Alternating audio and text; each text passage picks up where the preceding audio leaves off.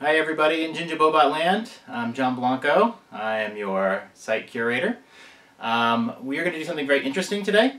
Back April 6th of this year, I did an article about the Hyperkin SupaBoy. And in it, I was not so nice about it. I criticized the controls, I criticized the screen, I criticized Hyperkin.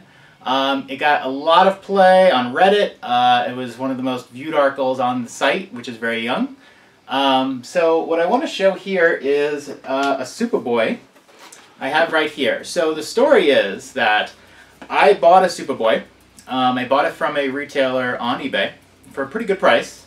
And I got it, and I tried it out a little bit. And, you know, screen's kind of not so great, that sort of thing.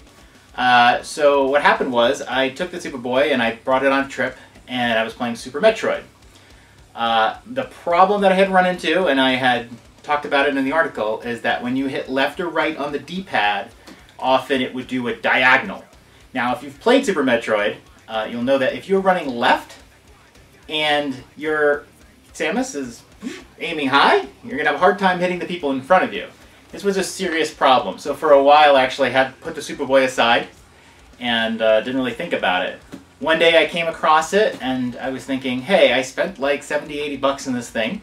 I wrote Hyperkin and they actually offered to do an exchange on it. I had to pay for shipping, and I had to ship my SupaBoy in, and I actually shipped it with the box and everything like that. I actually thought that I might not ever see it again. A couple weeks later, 2-3 weeks later, this arrived in the mail. So they sent me a brand new SupaBoy. Now, from what I know, this issue with the left control being a little stiff and going up and left was a known issue with the first version of the hardware. So I am presuming, I'm not sure how to actually tell, that what they sent me was the second version of the hardware. It also might be why I got a bit of a discount, about 10 to 15 bucks less than retail on eBay when I bought it. So what we're going to do today is I'm just going to open this right out of the box. I haven't opened this. I've had it new in the box for a few months now. So we're going to open this right now, live, right on Gingerbobot. So got my trusty baby scissors here. So let's open this up.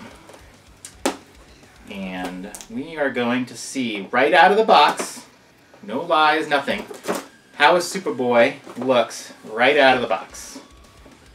There's no fancy camera tricks happening. We are doing this live, in one take obviously, because I can't seal it up again. So there you go. The seal is now broken. It's the first time I'm opening this SupaBoy. If you've never seen it, really cool box. There's actually an angle on it. Very cool box, one that you want to, you know, keep around. It's not authentic. It's, you know, a knockoff Super Nintendo. Open it up, and you'll see here they give you a pretty nifty little vinyl case. The graphics here very much reminiscent of Super Nintendo. So we're going to pull this out. Put this down. So here you go, little vinyl casing. Feels like the wrapping's a little different from the first one. They actually have the SupaBoy right in the casing, and plastic bag. Some people don't like the design. They think it's a little thick.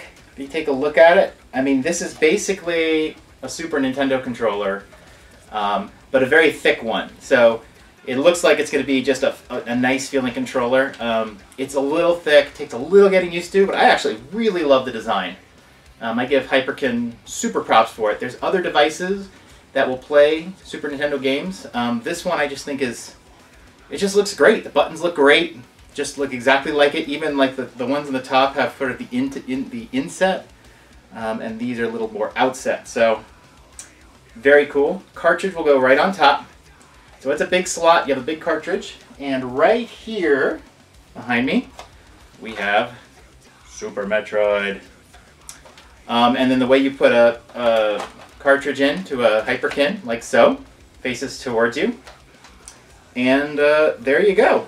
So what we're going to do is we're going to put this down, we're going to charge it. We want to make sure that the Hyperkin has a full charge. No excuses, you know, low power or anything like that.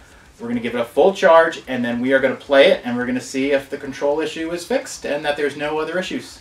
So Hyperkin, I've been rough on you.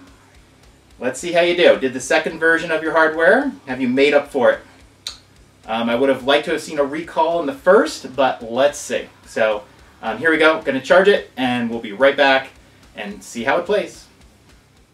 All right, we're ready to go with our test. We've got the SupaBoy here. Super Metroid is in. First thing we, of course, have to do.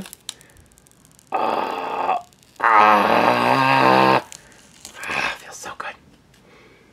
All right. Power switch is at the top, and here's the SupaBoy.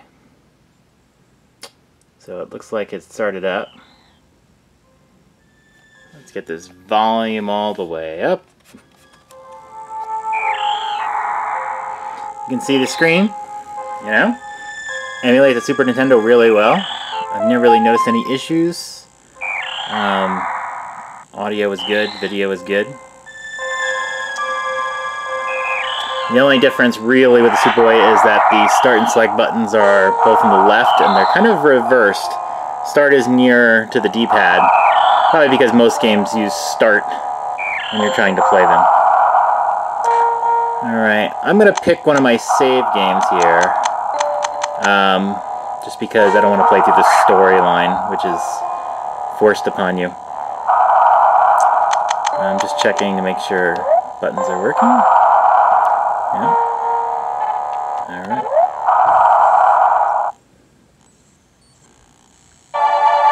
So, like I said before, the big test here is that we want to make sure when we run to the left, we don't aim up. And so far, that's actually a lot better.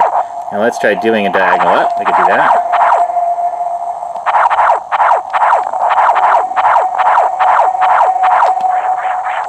That works. Well, it looks like our problem is fixed. Hit start. Select do anything here? No. Alright, so I'll probably play some other games and see how it goes, but for now, and the big reason for this video is that the D-pad is fixed.